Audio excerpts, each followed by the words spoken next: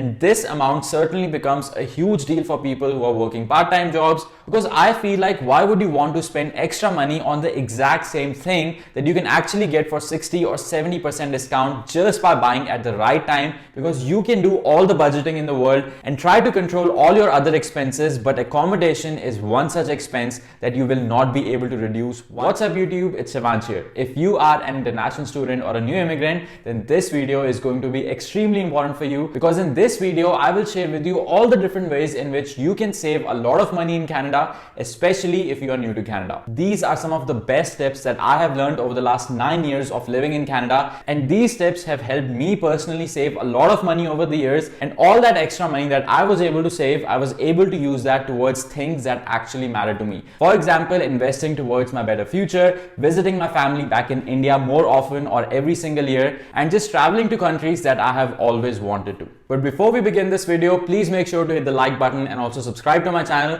because your support is extremely important for the growth of my channel. And if you really want to help me, please make sure to like this video and share this video with your friends so that they can also benefit from the information that I provide. With that being said, let's start this video. The very first step that I have for you is to create a monthly budget and stick to it. Now, this is the most important money saving tip that I can share with you, because when we move to a new country, we have no idea about the economics of that country. We don't know what is actually reasonable, how much should we spend on things like food or drinks, groceries, or even on leisure activities. And because we are so new to everything, we don't even realize that we are overspending on things that we can actually get for cheaper, or that we are wasting a lot of money on buying things that we actually don't even need. So it is very important that you first do the research and then take a couple of months to understand what is actually reasonable and how much should you actually be spending on your fixed expenses and on your variable expenses in a given month. Now, let's say based on your research, you decide that your monthly budget should be around $1,200, and you think that $1,200 should be a good enough number so that you can live a comfortable life, a decent life,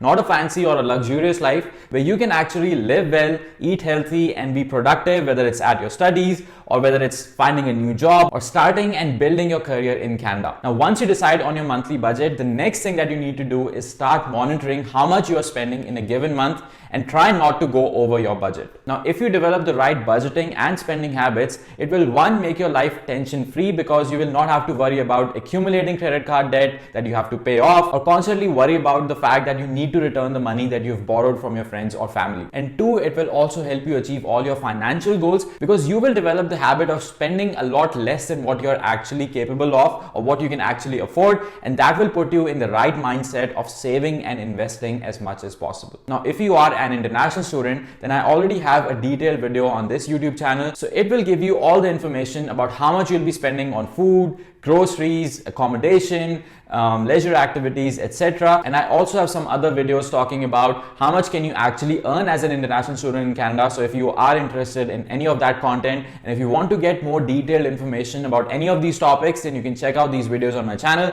I'll put the link in the description box below and also at the I button above. Money saving tip number 2 that I have for you is to live in shared accommodations in Canada, at least in your first few years in Canada. Trust me guys, this is the biggest hack that can actually save you a lot of money in Canada, because whether you talk to an international student, a new immigrant, or whether someone who's been living in Canada their entire life, all of them will tell you that their biggest monthly expense is their rental expense or their accommodation expense. And by living in shared accommodations, you can actually reduce that monthly expense by a huge measure. So that's why it is very important that you be very careful in choosing your place of accommodation, because you can do all the budgeting in the world and try to control all your other expenses, but accommodation is one such expense that you will not be able to reduce once you get logged into that 1-year contract. Your monthly rental expense will take up a huge portion of your monthly budget, and all your other money saving techniques or sacrifices will actually not be able to compensate for it. For reference, the average rent in Toronto for a 1-bedroom apartment can be from $1,300 for a basement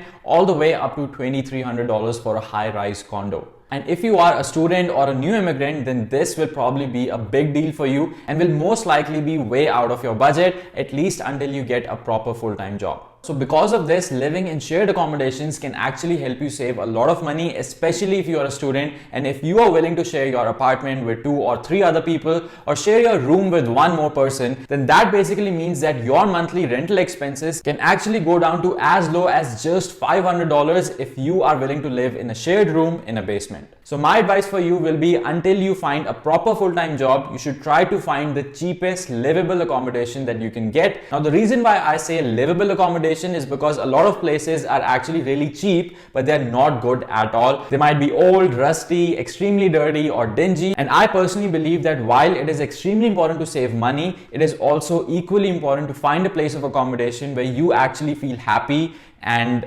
productive and not sad or depressed. Because otherwise you will not really be able to focus on things that actually matter in your life, and the whole reason why you came to Canada in the first place will actually get lost in all of this. Money saving tip number 3 is that you should try to buy groceries frequently and try to limit the number of times that you eat from outside. Now, unlike accommodation expenses, food is one major expense that you can sort of control by choosing to make better life choices, and a big part of that is actually getting groceries more frequently and choosing to cook food at home a lot more number of times as compared to eating from outside. Not only getting groceries will be cheaper for you and will help you save a lot of money, it will also encourage you to cook more frequently and develop a healthier lifestyle. Now, if you are a student here or are new to Canada, then you should definitely take out at least some time to learn how to cook the basic stuff at least. You don't have to be a master chef or something, but you should at least learn how to cook the basic stuff that you like to eat, that is slightly easier and quicker to make and is also healthy at the same time. Now, something that has actually worked for me in the past is that I try to restrict myself from eating from outside to only 2 times in a given week. Now, what this does is, 1, it helps me save a lot of money. It forces me to cook more often, so I'm making a healthier choice. And 3, it also motivates me to work harder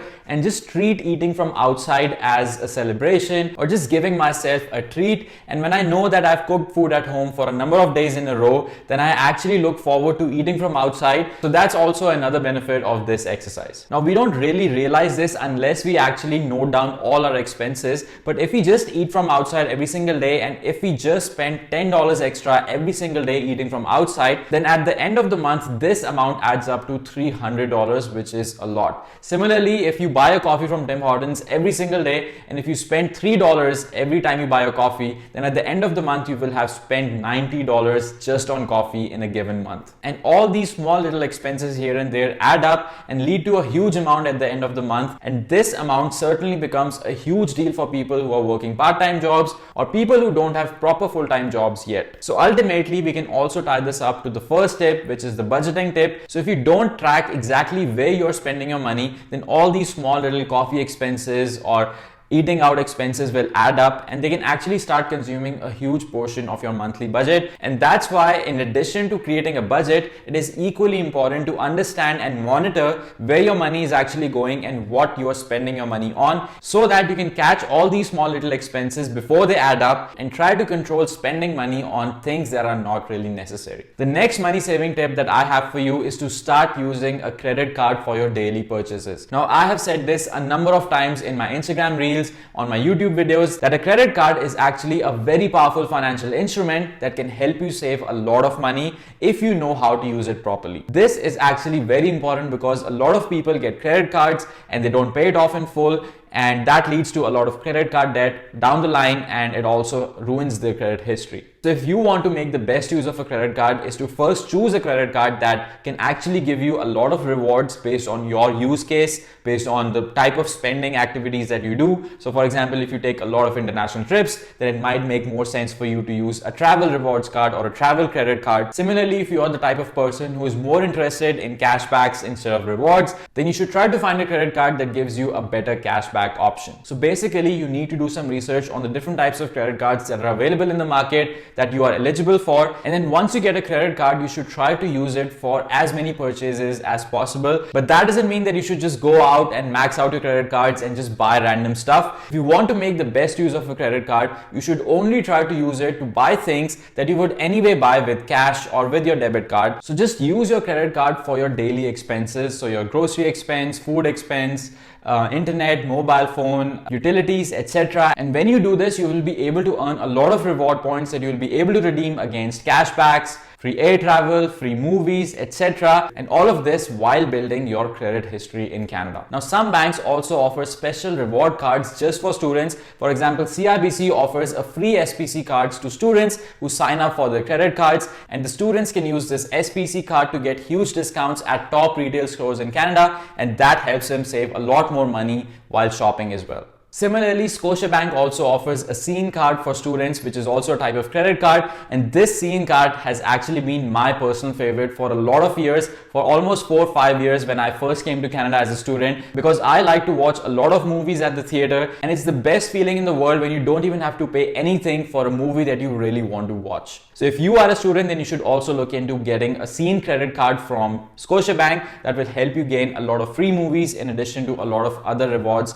and a lot of discounts at other retail stores. The next money saving hack that I have for you is to shop only during sales, during Christmas times, Boxing Day, or Black Friday sales, etc. And this is one of the biggest mistakes that I see a lot of new people who come to Canada make. And because they don't know how massive discounts are offered at all these retail stores across Canada during these Christmas sales or holiday sales, they just go ahead and make huge purchases during times when there is almost no sale at all. Or sometimes people just go to a mall and they really like something and they just impulse buy a really expensive item when they could have waited for some more time, waited for the right time to buy that thing, and they could have gotten a massive discount on the exact same item. So this is something that I personally like to do. If I have a major expense coming up, or if I have a major purchase that I want to make in the next few months, I would plan that accordingly so that I can actually make the best use of all the deals that are available during the Christmas sales or during the holiday sales. Because I feel like, why would you want to spend extra money on the exact same thing that you can actually get for 60 or 70% discount just by buying at the right time? Now, of course, if you want to buy something urgently, then you have to buy it. There's no question about it. So instead of impulse buying, try to strategically plan your purchases well in advance, especially for all your big purchases, and try to buy them at the right times of the year. And you will certainly be able to save hundreds, if not thousands of dollars